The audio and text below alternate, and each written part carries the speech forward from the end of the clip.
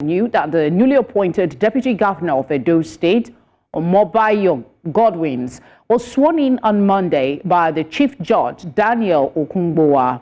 The new Deputy Governor is an engineer with a track record of progressive professional experience in the oil and gas sector. In his inaugural speech, Godwins thanked his principal, Governor Godwin Obaseki, and the leadership of the People's Democratic Party for finding him worthy of the appointment. Omobayo replaced Philip Shaibu, who was earlier impeached by the State House of Assembly on Monday morning. Meanwhile, the former Deputy Governor Shaibu has reacted to his impeachment by the House.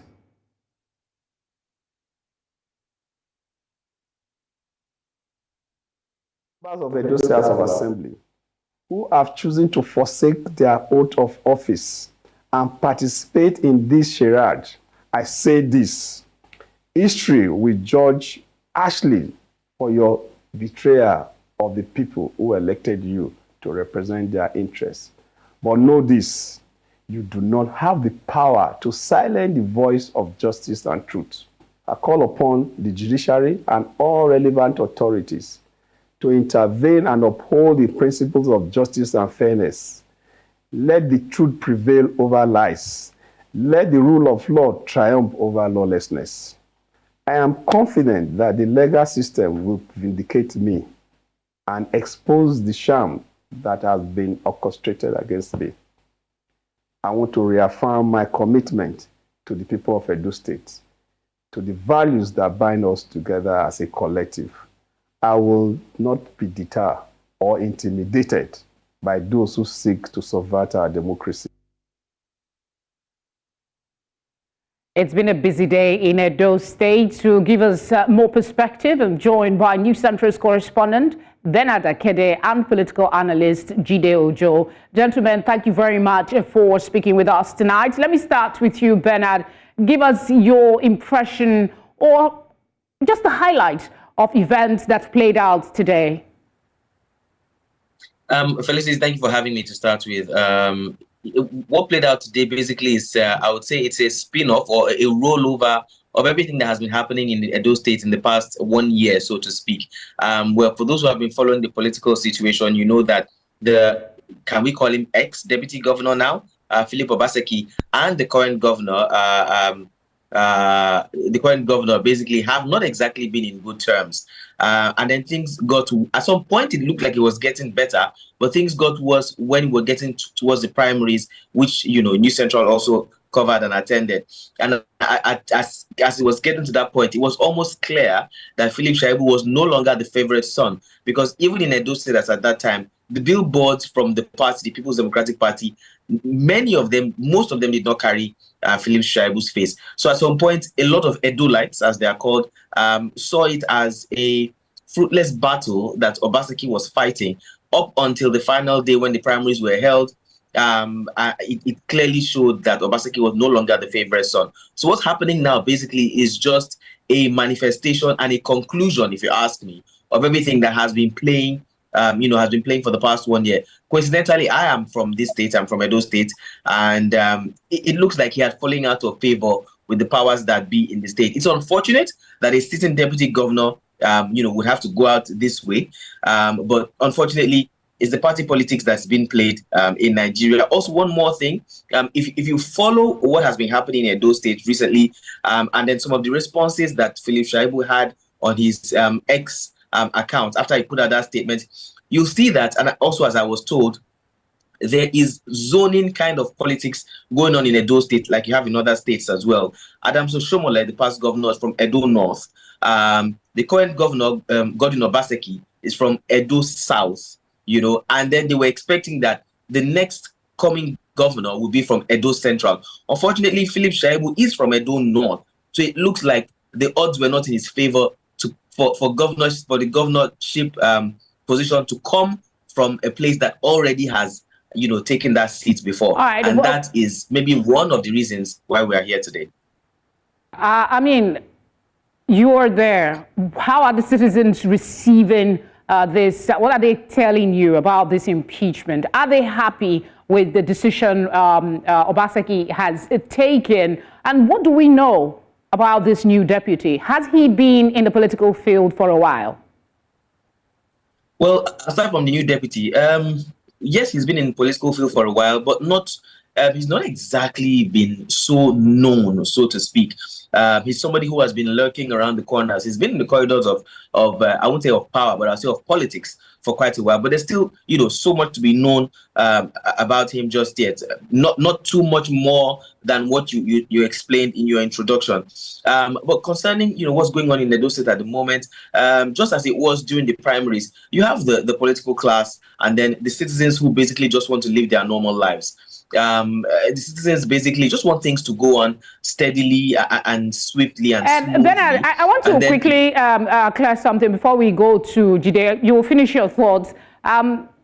This Godwins, he was a candidate in Labour Party previously. We understand he was at the he tried to get into the House of Representatives. Is it known when he changed parties and became a member of the PDP? Sorry, could you take that again, please? I didn't hear you clearly. The new deputy governor, I'm asking that, I just need some confirmation from you. He was in Labour Party previously. I'm made to understand that now. And he participated, that's his flyer about being a House of Reps member. I'm asking, do you have any idea when he changed parties and allegiances to the PDP? Felicity, I'll say, well, your surprise in this case is as good as mine. A good number of us saw this flyer, and I think at some point he was just favored by the PDP. I'm not sure when exactly he crossed carpets or changed parties to become part of PDP. I'm not sure if he had already been nursing the ambition, or if he was just handpicked for certain reasons. We'll find that out, in the next coming days. But it's so much a surprise to you as it is to me as well. Well, let's get some analytical view as well to what you've given us already. Jide, this administration ends in a matter of months. What are people in your circles saying about the political expediency of this decision? Well, thank you, Felicity. Happy holidays in advance. For me, I saw the political Waterloo of Philip Shaibu. I foresaw it long before it happened, because once it gets to the level that you lost the trust and confidence of your principal, then you are a goner. But what comes to me as a surprise is having to go for someone who canvassed for election under another party as his replacement, because this points in the direction of illegal tussle. Unless Omobayo Godwins is able to produce his resignation letter from Labour Party before his nomination, then it will be a sore point for his candidacy, because you cannot be in a different party and run on a joint ticket with a governor. But that's for the courts to decide.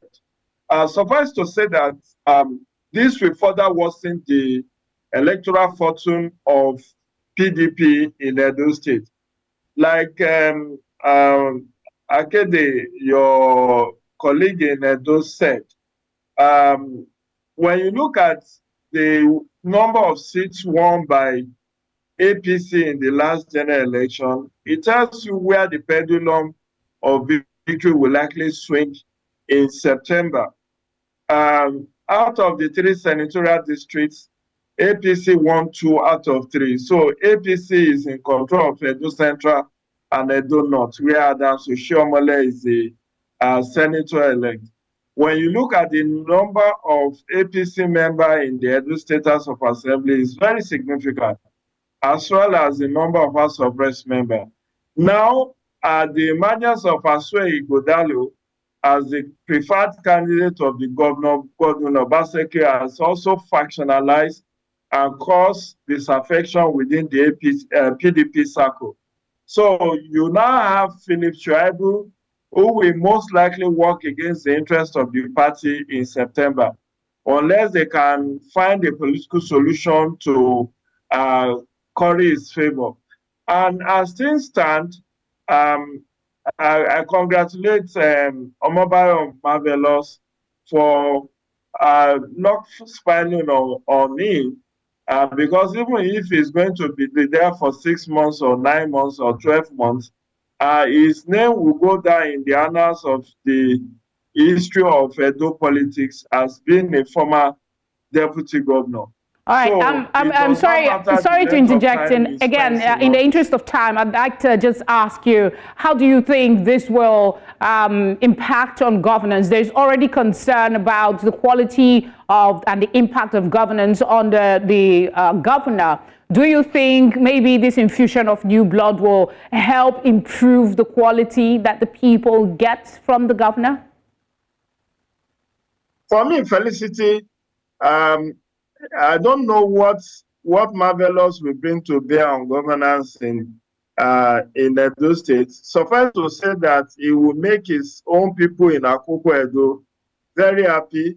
They have been kind of marginalization all this while, given the fact that Akoko Edo and the Esako people and Afemai people are in the Edo North, and Esako has been dominating the politics of Edo North.